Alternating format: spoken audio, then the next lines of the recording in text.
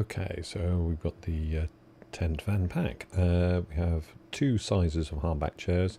Piles of 7 or 8 are generally best unless it's a very high ceilinged van, which we do have a few of, and you might get 9 chairs. Important thing here, as you see, is strapping them in. Once you've got the piles of 7 or 8, so there should be, well, in this case, 1, 2, 6, 7, 8 piles of chairs.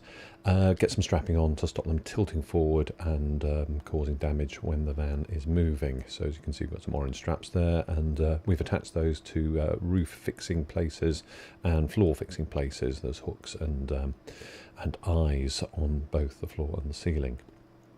So moving on, basically we move on to the poles. So we should have 8 sets of poles for the two tents. That includes long legs, short legs, horizontals and rafters, and I would always slide those underneath. They should have some luggage straps. Ideally you put toes to end of the feet poles and just slide them under the chairs. The longest one's probably next to the wheel arches, and you probably get 1, 2 under each set of chairs, and there's 3 sets of chairs there, and then 2 next to the door, or on the left hand side there. After that I would put in the black chairs. Well, you can put the blue fencing on top of the red chairs. You can just see a bit of that creeping in on the side, but then build a platform out of the crates. So we've got the crates of the footstools, or the little wooden blocks, and then we've obviously got the crates that contain the joints. So make a platform, put the table on top of that platform, and then you can put the camping chairs on top of those, and that's a fairly effective base. You can see that the oh, here we go, you can sort of see that the table's been put on top, and maybe even some of the A-boards. I would also, well, what's new is that we've got these black folding chairs. I would put them on their side and put them right against the red chairs and braced in by the end of the wheel arch. That seems to be a good place for those, and you might see those later in another picture.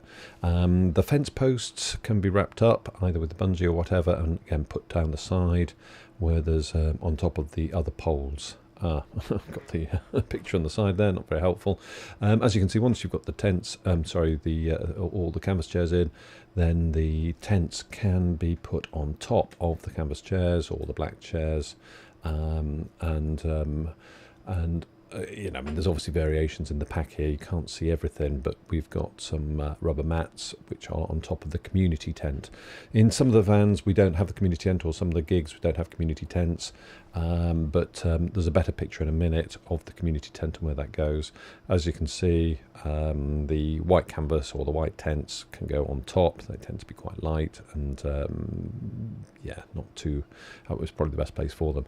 That's a better picture. You can see the community tent on the bottom on the right hand side where those 6 wheels are, and that stretches down that side of the van with the rubber mats on top and its own sides and back, and that is the pop-up tent, 6 metre by 3 metre.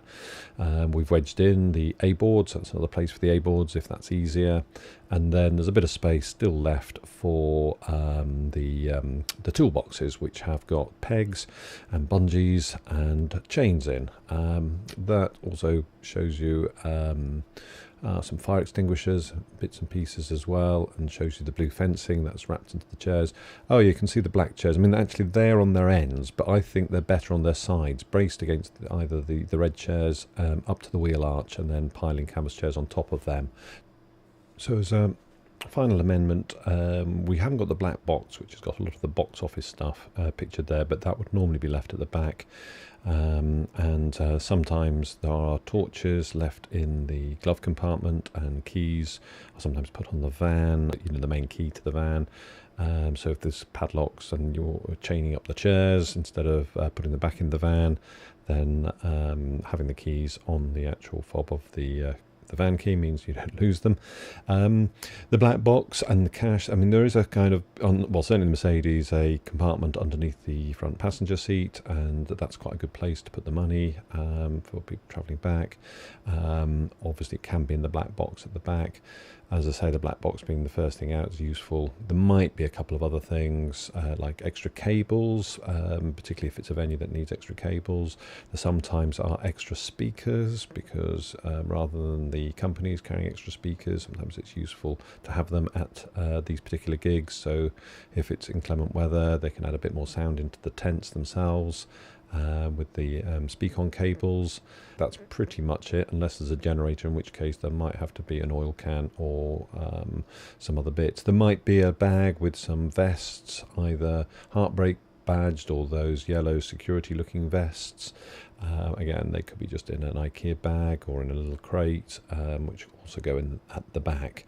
So I hope I've covered most things. Sorry if I haven't, and hopefully... Oh, well, I suppose the reason why it's important to pack it this way was the vans come back and then go back out again. Sometimes they go directly from one venue to another, and if someone packs them badly, the next event manager has a right pickle trying to unpack it all and sort it all before they can actually really get the tents out and get them going. So consistency of pack and carefulness with the pack saves everyone a huge amount of time. So I really do appreciate if you can follow the basic principles, certainly with the red chairs at the back and being strapped in, and the poles underneath, and the chairs built on top of a platform, and canvases on top of that, and the tools and all the toolboxes and the black box at the back for accessibility. That will be brilliant. Thank you very much.